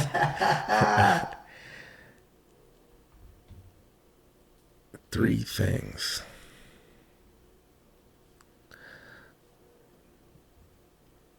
Well, I'm definitely taking water because I need it.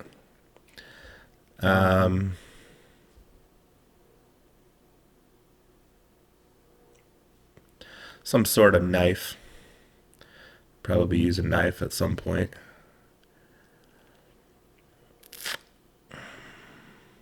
I'm treating this like what do I need that's resourceful for my island time. I don't have anything like sentimental that I would take, I don't think. What's your most prized possession?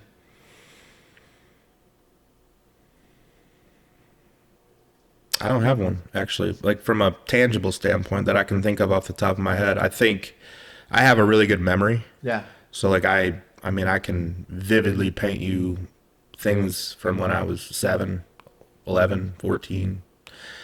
That's good and bad because, I remember shitty things too. But I look at it as like a tool because I think memories are important, not to dwell on, but to just have. So that's probably the most prized possession, is the fact that I have such a good memory of so many different things, positive and negative, because that's what life is. It's positive and negative experiences. And I just try to stay neutral towards how I view everything. I don't solely focus on the positive, and I don't solely focus on the negative. I just try to remain neutral. Do you want to have kids? I don't. I don't think that's part of my purpose. And I've actually felt that way since I was like 18. It was just like something I kind of had a thought about. And I was like, I don't think I'm ever going to be in a position to manage that. And now, you know, as someone who's older, wiser, I just don't think I could, because I am you know, as much as I love helping people and coaching and that, like, I am a selfish person at my core. Yeah. I do what I want. That's part of my life, is being able to do what I want, when I want, how I want.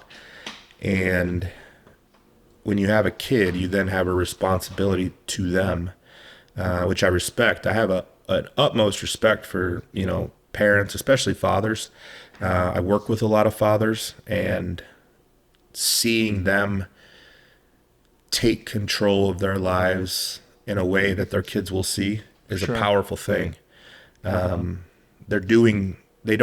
Most don't even realize what they're doing for their kid by showing them that, you know what I mean? Like, by eating cleaner and lifting weights and pursuing a goal and establishing discipline, like, they're making their kid sees that. Yeah. You know what I mean? I grew up with a dad who didn't lift weights, but he worked hard and had a work ethic. I saw that. Yeah. I was attracted to work ethic at a young age. So it's, you know, it's, your kids see everything. What's your worst childhood memory?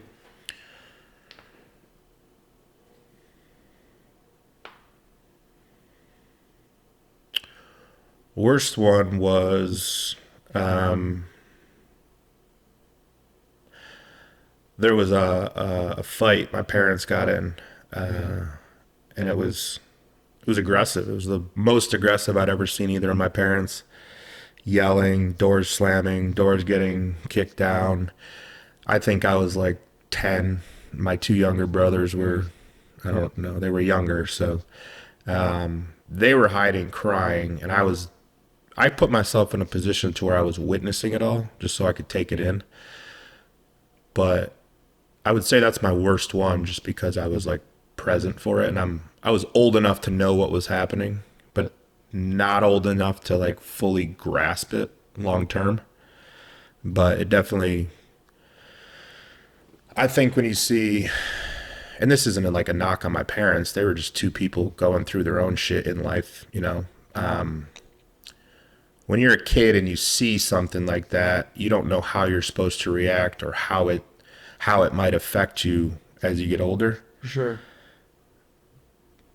But you know, because if you're exposed to violence, it might green light you in your head to become violent, or to have a capacity to be violent in a negative way. 100%. So I think that, you know, that was a learning curve in my 20s of like, all right, I have a fuse, a short fuse. I have to be in control of that, because one bad decision with that fuse could change my life forever.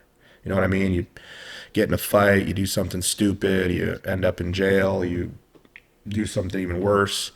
But I think that moment, it showed me what real violence between two people looks like, in terms of like the anger and like the shouting and the destruction of the doors and property at the house. It was a real thing. So that's probably my worst one. What's your best? Best childhood memory is,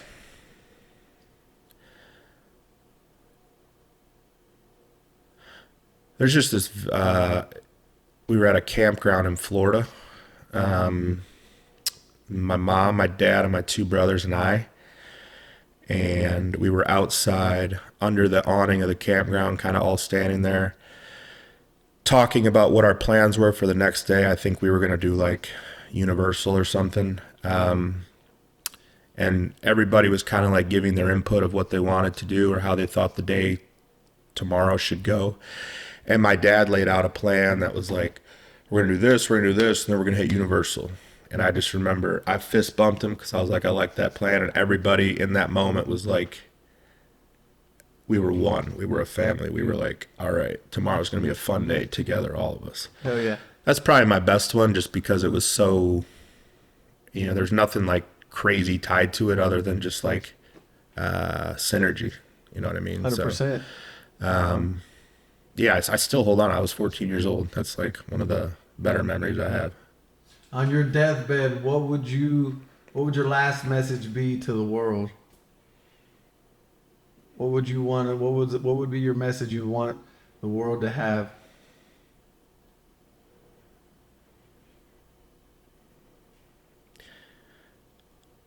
Dream big. I don't think life is worth playing small. You don't have to be born into wealth or be a really high profile athlete or a celebrity to have a big life. You can have a big impact and do anything you set your mind to, as long as you're willing. The key is you have to be willing to put in the work. A dream without work is just that. It's a dream. Sure. No one gives a shit about a dream. So dream big. I think, if I could say something to my younger self, it would be to dream bigger. I didn't set the bar high enough. So that's why I would have achieved more by now if I did have the confidence to set the bar higher and believe in my work ethic. I didn't start believing in my work ethic until I was probably 28 or 29. And that was, I had just left the fire service right around that time or a little earlier and then moved to Arizona. How old are you now? 34. Okay. So I think, because I work with people of all ages, I work with people who are like 21, 22, 23. They don't realize it now because everybody wants everything now. But I remind them, I'm like, you guys have the mindset I didn't get into until I was 28 or 29. Think of where you're going to be when you're 28 and 29 if you stay with that. I love to see young guys. You know what I mean? Mindset, but you gotta be patiently aggressive. You gotta be patient with your expectations of results, and you gotta be aggressive with your day-to-day action. No days off. Don't, there's just so many little things I would just not do. I wouldn't, if I could go, you don't have the time you think you do. You do, but you don't. Don't waste time drinking the cheap thrills. Don't waste time with all that shit. Dream big and work every single day. I promise you, man, you're going to be running laps around people your age when you get into your 30s and then your 40s, especially. Like I watch people in every decade, people in their 20s, people in my bracket, the 30s. I watch the 40s. I watch the 50s. I still have conversations with my grandpa who's in his 80s. He's where he's at because of the choices he's made. 100%. You know what I mean? Yeah. So it's just a game of observation and then application. What's one thing that you see people do at the gym that they need to stop doing?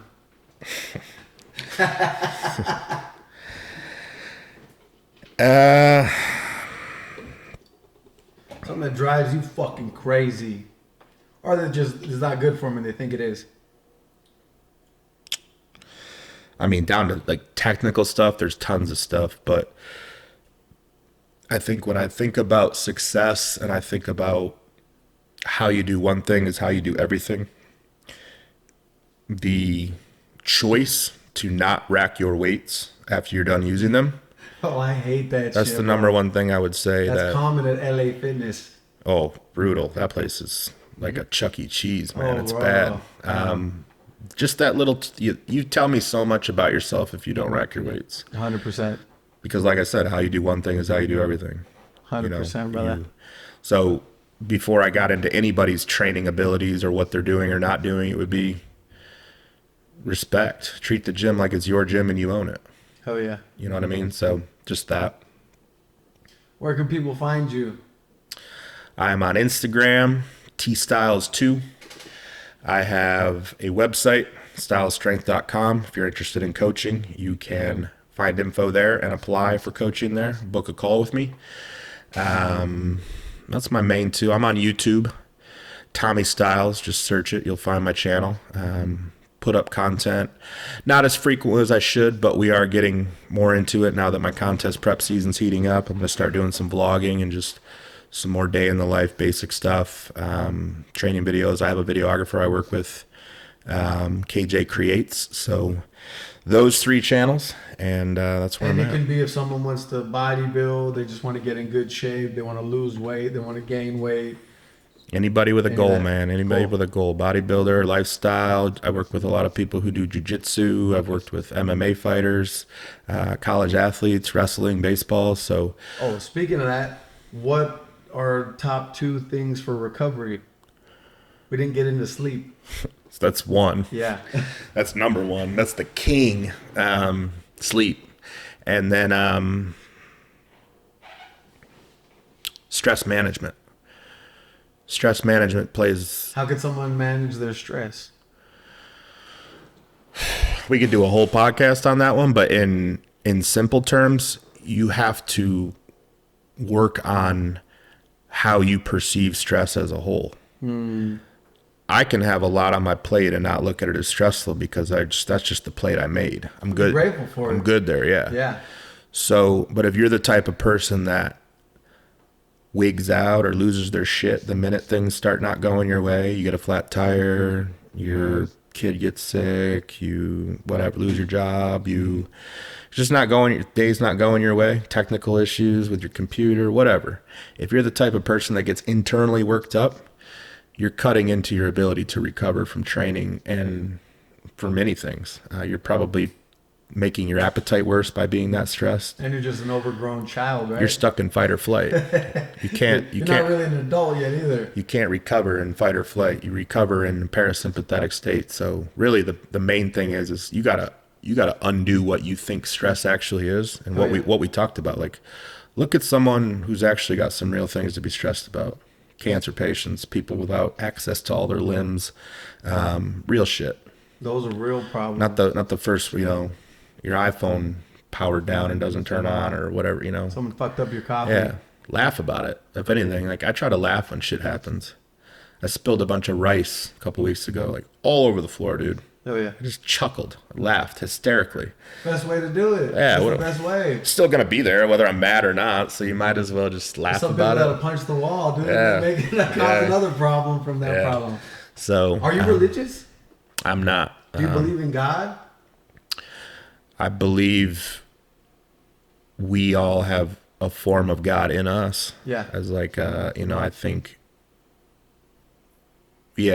God is within us based off how we perceive that. Yeah. So I think, that's kind of how I lead. I wouldn't say I'm too religious or too spiritual. Like I'm accepting of both, and I've delved into both. As far as what happens when we die, I have no clue like anybody else, but I tend to think, I just don't think it's this big end like people, like I think we're conditioned to think. I kind of think now if you really get into a rabbit hole of quantum physics and like stuff like that, like death could be just a new beginning of something else. 100%, So, bro. I mean, that's why I haven't gotten sleep some nights, is because I've gotten into those rabbit holes, and you start going down. You know how YouTube is, you just start watching stuff, and next thing you know, you're like 3 a.m. hits, and it's not a good sign. So, but sleep and stress management are your top 2 recovery tools. And then you obviously can get into the cold plunges and the infrared saunas, the red light therapy, the hyperbaric chambers, the foam rolling, the PEMF mats. All that stuff is a tool in the toolbox. But the stuff that's at your disposal every single day is your sleep and your ability to chill, be zen, calm down. Who are your top 2, last question, top 2 philosophers? Because I know you like philosophy. We've talked about this a couple times. And 2 people that have motivated you. Marcus Aurelius, number 1 for philosopher. He wrote Meditations. If you don't own it, go to Amazon, order it. One of the best books. Please. I've probably read it cover to cover 5 times. It's a slower read. Reading it is one thing. Learning how to apply what you read is another. It takes time, but it does, as someone who's 8 years into Stoicism, and it really has changed my life. I don't know if Nietzsche is a philosopher or psychologist, but he's up there just because he has such a dark outlook that I think I can see the light in it. Yeah. You know, or actually, I got to take him off and put Carl Jung. Carl Jung's good. Yeah, he's got some really good philosophies and beliefs. Two people that have motivated me the most is my mentor, Dusty Hanshaw. I always tell people there's no Tommy Stiles without Dusty. He's my brother. He's taught me so much directly and indirectly. And then, man, I haven't thought about motivation in so long. Or inspires you. That's even better.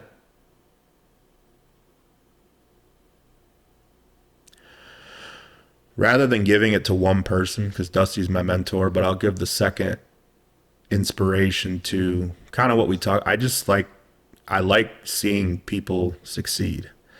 I like seeing people start to believe in themselves, whether that's through coaching or just someone I don't even know online. Or sure. I enjoy that feeling of like feel good based off of someone else's success. Oh yeah. I don't ever get jealous when someone does well. I don't ever like, why not me type thinking. Someone that keeps pushing. I love growth. Yeah, I love when people, you know, especially if I could watch the journey, whether it's on social media or, you know, you see like some sort of series that's put together, if it's a TV show or something where like they talk about someone's struggles to triumphs. Like, I love that shit, man. Well, I love to see those really fat people, Mm-hmm. and it shows the whole process of how they just got in shape. Mm-hmm. I'm like, damn. Mm-hmm. Like, I love to see that. A lot Yeah. of people feel uncomfortable sharing that type of shit. Yeah. Oh, it goes Which back blows to, my mind. yeah. I'm like, dude, I wish I was that fat at one time so I could do that. Because then I could inspire people more. Yeah. I've never been that fucking fat, unfortunately. Yeah. No, I'd say I do. Like, I love that stuff when people take their adversity and turn it into growth. Hell yeah. So, Well, I appreciate you, brother. This was great, man. Thank Hell you. yeah, We'll do man. a part 2 sometime too, man. no doubt. Go check out Tommy Stiles, man. If you need whatever help, mental, this guy's obviously I remember I told this guy, I said, dude, what the fuck? Take your shirt off, dude. Like, and he said, Nobody pushes me more than you to be shirtless or in a cutoff, and I'm like, man. And he's always like, nah. But I love that about you, though, man. I love that, and I just thank you for inspiring all of us and being a friend and just being the man you are, bro. My man. I appreciate you, my brother. Appreciate thank you, it. Man. Oh, my brother, man. Appreciate you. Thank you, man.